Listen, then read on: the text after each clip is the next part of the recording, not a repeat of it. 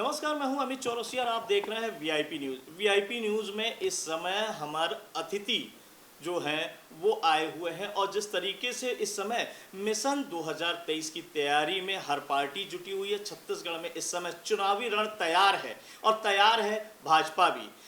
भाजपा का कहना है तैयारी पूरी है, भाजपा जरूरी है। जी हाँ, जिस तरीके से यहाँ पर ग्रामीण विधानसभा क्षेत्र में एक अनुभवी चेहरे को इस बार भाजपा ने अपना नेता बनाया, अपना प्रत्याशी बनाया और यहाँ पर ग्रामीण क्षेत्र में लगातार जिस तरीके से पूर्व मंत्री सत्यनारायण शर्मा यहाँ पर डटे हुए हैं, अब कांग्रेस को पछाड़ने के लिए यहाँ से मोतीलाल साहू जी को भाजपा ने टिकट दिया है। मोतीलाल साहू जी हमारे साथ हैं, हम उन्हीं से बात करते हैं कि इस बार उनकी जिस तरीके से तैयारी है और क्या है, क्योंकि ग्रामीण जनता परिवर्तन चाहती है। परिवर्तन किस तरह आएगा मिशन 2023 में, किस तरह ग्रामीण क्षेत्र में कमल खिलेगा, आपसे पूछते हैं उन्हीं से। मोतीलाल जी, सबसे पहले तो आपको बधाई हो कि आपको भाजपा ने प्रत्याशी बनाया है और ग्रामीण क्षेत्र से आप उम्मीदवार हैं।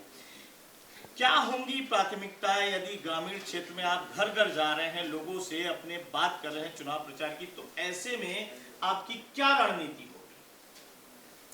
जी, आपका धन्यवाद। आप सभी को नमस्कार। ग्रामीण विधानसभा रायपुर की 10 सालों में कांग्रेस का विधायक है और 10 सालों से ये क्षेत्र जो है विकास के लिए तरसती रही। भारतीय जनता पार्टी की 15 साल सरकार रहा, लेकिन 15 साल में जो विकास कार्य कुछ हुआ था, चूंकि ये विधायक विकास विरोधी है और जिसके कारण क्षेत्र विकास से अछूता रह गया। क्षेत्र विविधताओं से भरा हुआ है, काफ़ी बड़ा एरिया पे फैला हुआ है, जहाँ एक तरफ ग्राम पंचायत है, एक नगर पंचायत है, एक बीरगांव नगर निगम है, वैसी रायपुर महानगर की वार्ड्स हैं। तो अलग अलग प्रकृति का ये क्षेत्र है। तो कहीं ग्रामीण व्यवस्था है, तो कहीं शहरी व्यवस्था है, तो कहीं औद्योगिक केंद्र भी है। इस प्रकार ये क्षेत्र विविधताओं से भरा हुआ है। इस क्षेत्र को समझने वाला ही समझ सकता है। क्षेत्र में अनेक प्रकार की ज़रूरतें हैं, ग्रामीण जनजीवन के आधार पे और शहरी जनजीवन के आधार पे, औद्योगिक जनजीवन के। परंतु इन सब चीज़ों से परे विधायक और उसका परिवार क्षेत्र की विकास और उन्नति, जनता की समस्याओं को छोड़ क्षेत्र को लूट डाला, भ्रष्टाचार की भेंट चढ़ा दिया। कहीं कोई विकास कार्य किया नहीं इन्होंने। क्षेत्र में पूरी गुंडागर्दी व्याप्त है। इनको, अपराधियों को इनके द्वारा, माननीय सत्यनारायण शर्मा जी और उनके परिवार के द्वारा खुली संरक्षण है, जिसके चलते अगर जनता दबाव भी बनाता है, भारतीय जनता पार्टी के कार्यकर्ता अगर थाने में दबाव भी बनाता है एफआईआर लिखवाने के लिए, तो एफआईआर लिखने की प्रक्रिया करते करते जब जनता वापस चले जाता है तो विधायक निवास से फोन आता है और रात क्या 12 बजे को उनको ससम्मान अपराधी को उनके घर पहुंचा दिया जाता है। तो आपका कहना ये है कि परिवारवाद पूरी तरह से ग्रामीण क्षेत्र में हावी है? निश्चित तौर पे परिवारवाद हावी है। मैं तो ये कहना चाहूँगा कि अगर कोई एफआईआर लिखवाने जाता है जी, तो आम जनता हो या पार्टी, भारतीय जनता पार्टी कार्यकर्ता हो, उनकी तो कोई सुनवाई है ही नहीं। यहाँ तक कि अगर कांग्रेसी भी है, अगर उनके परिवार से जुड़ा है तब तो उनकी कुछ हो जाएगा सुनवाई। अगर उनसे बाहर भी, अगर उनके परिवार से बाहर का कोई कांग्रेसी है तो उनका भी वहाँ पे कोई सुनवाई नहीं। मतलब इनको वहाँ पे इनके संरक्षण में हर प्रकार की अवैध शराब की बिक्री, अवैध गांजा जी, अवैध चरस, जी, जो कि औद्योगिक केंद्र है, सभी तरह के लोग वहाँ रहते हैं। तो जितनी सारी मादक पदार्थें, चरस से लेकर के सारी चीज़ों का अवैध कारोबार विधायक माननीय सत्यनारायण शर्मा उसके परिवार के संरक्षण में हो रहा है। क्षेत्र की जनता त्रस्त हो चुका है। माताएं बहनें बार बार जब हम जाते हैं जनसंपर्क के लिए तो बार बार एक ही चीज़ की रट लगाई हुई है कि यहाँ ये दारू पी करके और गांजा और भांग खा करके यहाँ पे हम सब की इज्जत नहीं रह गया है। अब यहाँ हम लोगों का जीना दुभर हो गया क्षेत्र में। ये जब माता बहनें कहती है तो बड़ा दुख होता है कि ऐसी पार्टी जिन्होंने गंगा जल को हाथ में लेकर के शराबबंदी का करने का ये कसम खा करके आया और ये शराबबंदी करना तो दूर, उसको भी अवैध कारोबारी का धंधा बना लिया। लगभग 20,000 करोड़ रुपए से भी ज़्यादा का इन्होंने अवैध वसूली किया, अवैध कमाई किया, जिनकी कांग्रेस के इनके नेता उस विषय को लेकर के अंदर है, अभी जांच चल रहा है, ये प्रमाणित है। तो इन्होंने लूटा है छत्तीसगढ़। मोतीलाल जी, आपसे एक सवाल है कि चूंकि ग्रामीण विधानसभा क्षेत्र काफ़ी फैला हुआ है, विस्तृत है, इसमें न केवल औद्योगिक क्षेत्र है, इसमें सिलतरा है, इसमें कई चीज़ें हैं ऐसी है, और साथ ही यहाँ पर ट्रक एसोसिएशन है, टाटीबंध का जो क्षेत्र है वो आता है। तो ऐसे में कहीं ना कहीं महिला वर्ग और छत्तीसगढ़ के अप्रवासी लोग भी बाहर से आके यहाँ पर मजदूरी में जुटे हुए हैं। तो महिला वर्ग है, मजदूर वर्ग है, उनको किस तरह आप मिशन 2023 के लिए साधेंगे? देखिए, सबसे बड़ी पहल जो है क्षेत्र में कानून व्यवस्था की है जी। अगर हमारी कानून व्यवस्था, पुलिस प्रशासन और जनता और जो जनप्रतिनिधि है, इनका अगर तालमेल परस्पर रहा, एक दूसरे को समझे, एक दूसरे को जो अवैध उगाही का जरिया न बनाए और सब मिल करके काम करे, तो निश्चित तौर पे कानून व्यवस्था मजबूत होगी, क्षेत्र में शांति अमन रहेगा। ये मैं क्षेत्र की जनता से कहना चाहूँगा कि जिस प्रकार से गुंडागर्दी अपराधियों के साथ मिल करके कांग्रेस के नेतागण और जनप्रतिनिधि कर रहे हैं, इसमें पूरी तरह से रोक लगाई जाएगी, इनको इनके मुकाम तक पहुँचा दिया जाएगा। ये मैं क्षेत्र की जनता को आश्वासन देता हूँ। अगर मैं बात करूं, जिस तरीके से छत्तीसगढ़ के मुख्यमंत्री भूपेश बघेल को भी आपने पाटन क्षेत्र में, उनके क्षेत्र में कड़ी टक्कर दी थी। अगर पिछले चुनाव की मैं बात करूं तो एक टिकट आपको पाटन से दी गई थी, उसमें आपने कड़ी टक्कर भूपेश बघेल को दी थी। इस बार आप ग्रामीण क्षेत्र में हैं तो सामने भूपेश बघेल तो नहीं, लेकिन कांग्रेस की अभी सूची घोषित नहीं हुई है। हालांकि एक बार फिर से सत्यनारायण शर्मा के बेटे पंकज शर्मा को टिकट देने की बात चल रही है। तो ऐसे में पंकज शर्मा आपके सामने होंगे तो आप अपने आप को कहां पाते हैं? 2018 के चुनाव में मुझे पार्टी ने पाटन विधानसभा क्षेत्र में चुनाव लड़ने के लिए अधिकृत किया था और हमने बड़ी मजबूती के साथ कार्यकर्ताओं के सहयोग से चुनाव भी लड़ा और अपेक्षाकृत अच्छे मत हमको प्राप्त हुए। 2018 की जो जन घोषणा पत्र, इनकी झूठी वादा पत्र था, उस झूठी वादा पत्र पे जनता ने विश्वास किया और विश्वास करके इसको यहाँ पे छत्तीसगढ़ में कांग्रेस की सरकार बनाया। लेकिन जैसे ही सरकार बना, छत्तीसगढ़ के लिए 36 वादा, ये जनता के लिए एक विश्वासघात भरा रहा। जनता इस बात को लेकर के बहुत दुखी है कि ऐसे पार्टी के ऊपर भरोसा किया जो परिवारवाद और पूरे देश को लूटने का काम किया, इस पे भरोसा किया और इस पे भरोसा करके ठगा सा रह गया। तो इस विश्वासघात से जनता बहुत दुखी है। अब चाहते हैं कि फिर से विकास को गढ़ने वाले, छत्तीसगढ़ को गढ़ने वाले, बनाने वाले ऐसे भारतीय जनता पार्टी के साथ चलने के लिए अब छत्तीसगढ़ की जनता आतुर है। वर्ष 2018 की स्थिति कुछ और थी जब आप पाटन से लड़े थे, लेकिन इस बार अगर परिस्थिति बोलें तो विषम परिस्थिति इस बार नजर आ रही है। तो ऐसे में कहीं ना कहीं कांग्रेस भी मानकर चल रही है कि भाजपा आक्रामक मूड में है और जिस तरीके से एक रणनीति के साथ भाजपा ने अपने प्रत्याशियों को घोषित किया, 85 प्रत्याशी, सर्वाधिक प्रत्याशी भाजपा ने घोषित किए हैं। तो ऐसे में कहीं ना कहीं ये बात है कि कांग्रेस भी डरी हुई है, सहमी हुई है। तो आप क्या मानते हैं, ग्रामीण क्षेत्र में क्या स्थिति होगी? भारतीय जनता पार्टी का एक ही लक्ष्य है, जनसेवा।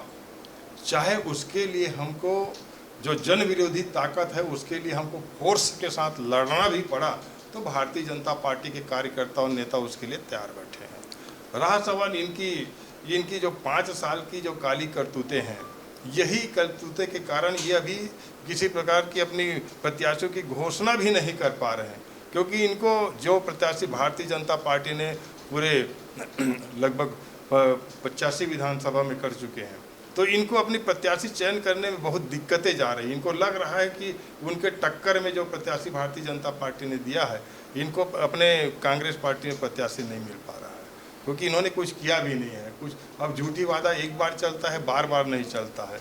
तो ये तो अब जनता स्पष्ट रूप से समझ चुका है कि अब ये कांग्रेस का चला चली का है, इनको कहीं अब सम्मान नहीं मिलना है।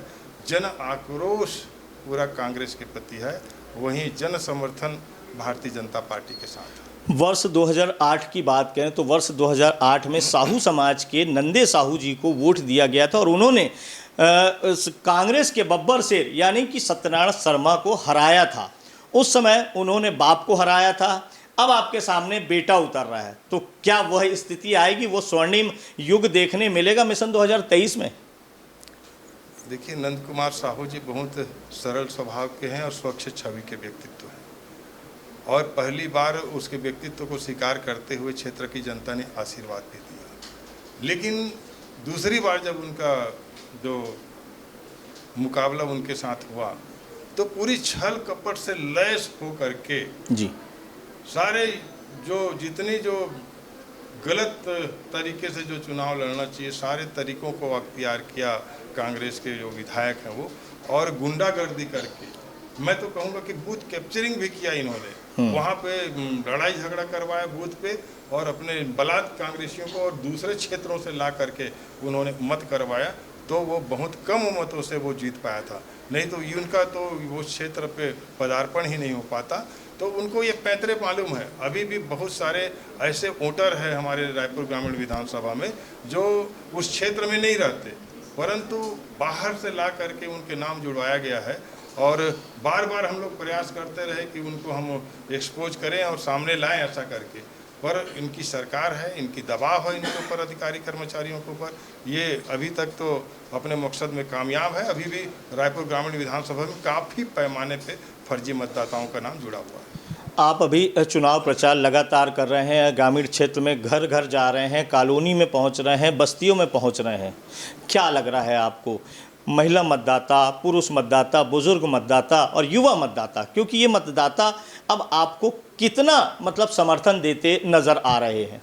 देखिए, अभी आपने सभी वर्ग के मतदाताओं के बारे में आपने जिक्र किया। युवाओं के विषय में तो युवा तो बहुत क्षुब्ध है और दुखी है। उनको तो ऐसा लग रहा है कि अब हमारा तो भविष्य ही खत्म हो गया।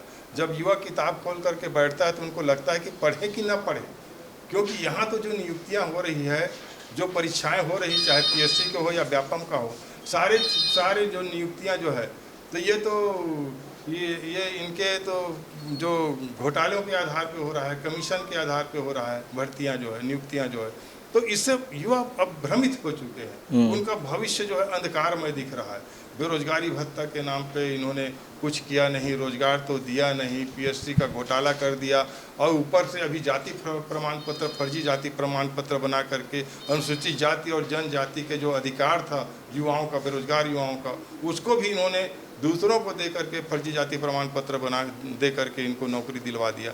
तो इस प्रकार से ये बेरोजगारों को तो इतना छला है, धोखा दिया है इन्होंने कि अब बेरोजगार इनको किसी भी सूरत में माफ़ करने वाला नहीं है। माताओं बहनों का आपने जिक्र किया, महिलाओं का जिक्र किया आपने, तो बहुत बड़ी ऐसे उदाहरण है कि उनके ऊपर जितना अत्याचार हुआ है, दुष्कर्म से लेकर के हत्या और अनाचार जो हुआ है, गैंग रेप जो हुआ है, तो ये सब कैसे बर्दाश्त कर सकते हैं? ये बहुत असहनीय पीड़ा है, ये इसको बर्दाश्त करने योग्य नहीं है। माता बहनें अब इसको माफ़ नहीं करने वाले हैं। तो इन्होंने हर वर्ग को धोखा दिया है। ये कहाँ है बोनस 2 साल के किसानों के लिए जो देने का इनके राष्ट्रीय नेता आकर के यहाँ पे गंगा जल को हाथ लेकर के बोला था। तो ऐसा कोई वर्ग छूता नहीं है जिनको इन्होंने लूटा नहीं है और धोखा नहीं दिया है। तो अब सबका मन बढ़ गया है।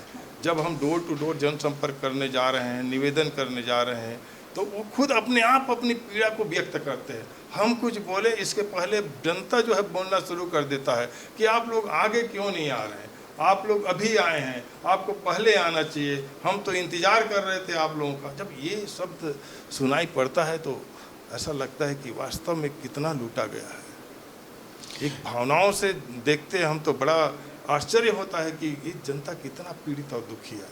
तो ये अब ये सबके सामने एक्सपोज हो गया है। अब जनता चाह रही है कि अब भारतीय जनता पार्टी की सरकार बने और छत्तीसगढ़ में फिर से चैन, अमन और शांति हो, छत्तीसगढ़ विकास के लिए आगे बढ़े, प्रगति करे, ये आम जनता चाह रही है। बिल्कुल, छत्तीसगढ़ में अमन चैन शांति हो, ये बात कहनी है एक तरह से मोतीलाल साहू ने। उन्होंने स्पष्ट तौर पर कहा है कि अमन चैन शांति के साथ भाजपा की सरकार छत्तीसगढ़ में बनेगी और जनता पूरा समर्थन दे रही है। तो लेते हैं हमारे अतिथि में एक छोटा सा ब्रेक। छत्तीसगढ़ के सभी 33 जिलों में 33 रिपोर्टर लेंगे आपके जिले की खबर। सत्ता के गलियारों से सदन तक हम बनेंगे आपकी आवाज। हम हैं आपकी आवाज, वीआईपी न्यूज।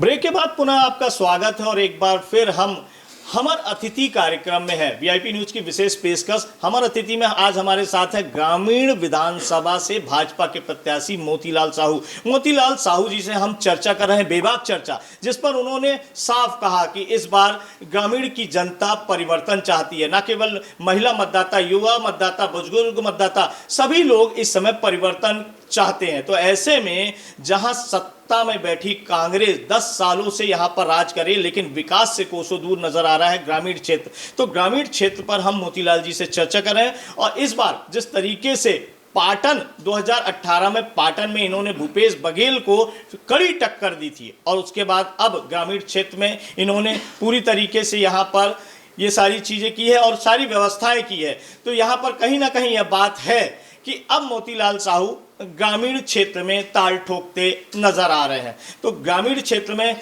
क्या होगी स्थिति परिस्थिति मिशन 2023 में, तो यहां पर हम उन्हीं से बात करते हैं।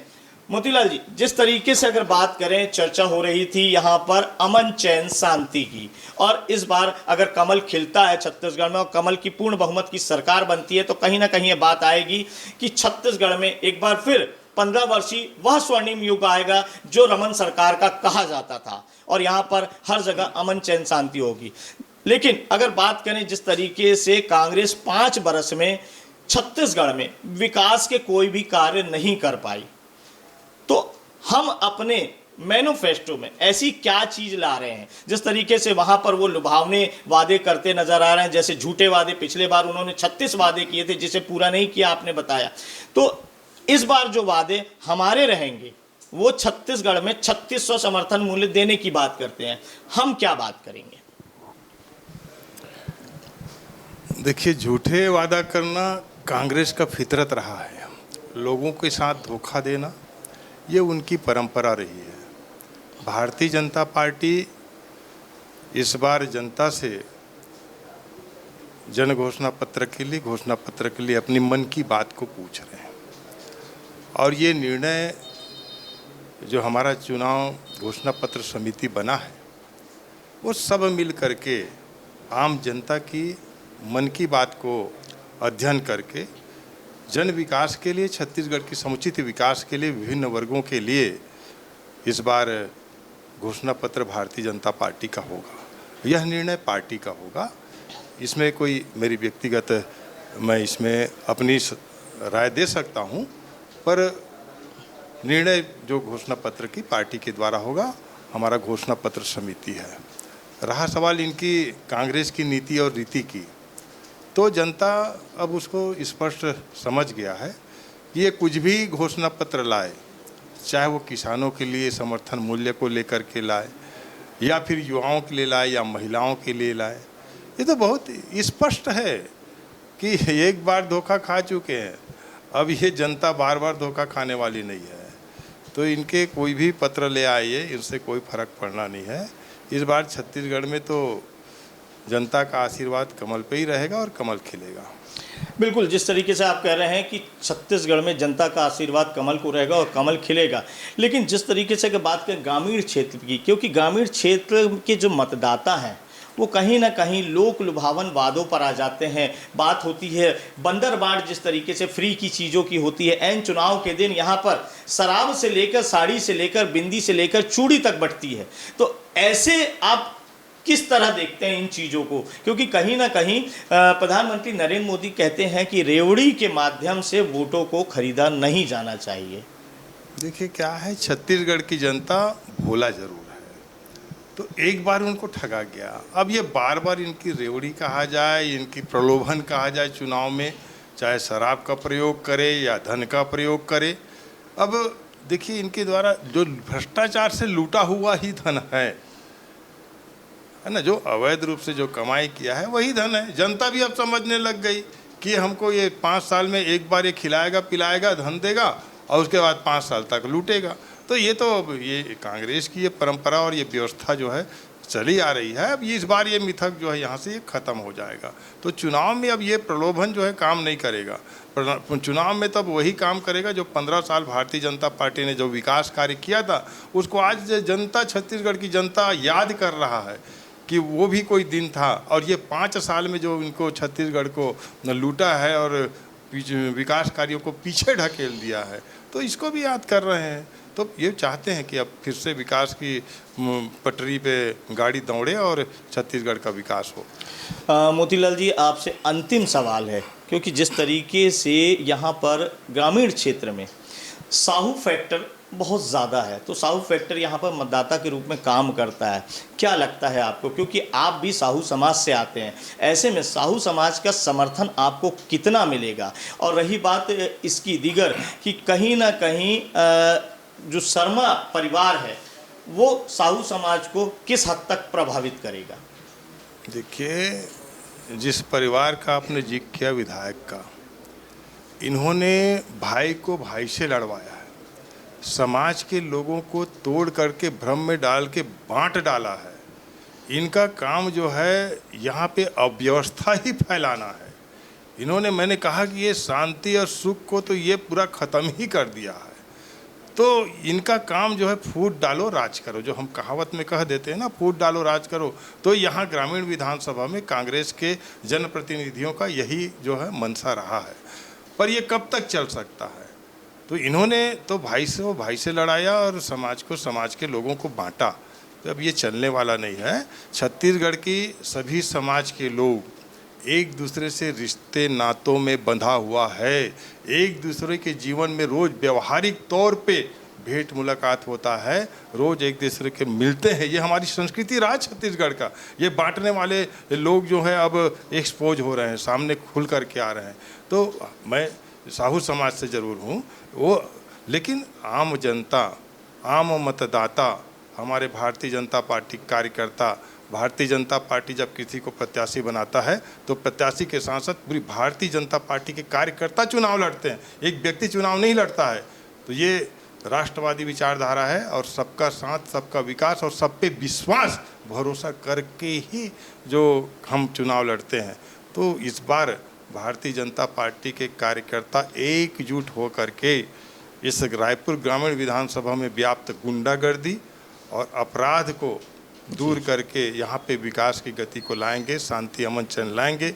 ये भारतीय जनता पार्टी के कार्यकर्ता इस विषय को ठान चुके हैं। जनता भी आशीर्वाद देने के लिए तैयार बैठे हैं, अपना मत का प्रयोग करने के लिए तैयार बैठे हैं। तो निश्चित तौर पे रायपुर ग्रामीण विधानसभा में कमल खिलेगा।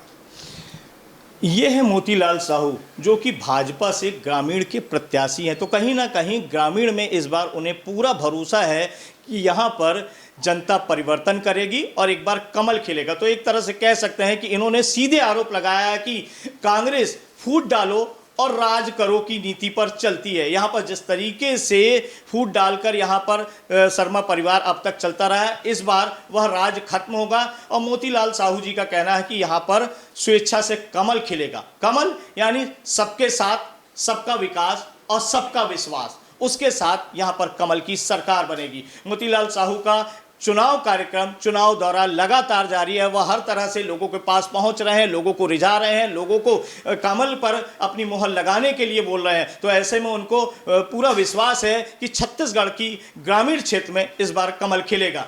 हमारे अतिथि कार्यक्रम में शामिल होने के लिए हम मोतीलाल साहू जी का धन्यवाद देते हैं। आपका बहुत बहुत धन्यवाद, आप वीआईपी न्यूज़ के कार्यक्रम में शामिल हुए। और पुनः हम आपके साथ एक नए अतिथि के साथ उपस्थित होंगे। तब तक के लिए वीआईपी न्यूज़ को दीजिए नमस्कार। नमस्कार।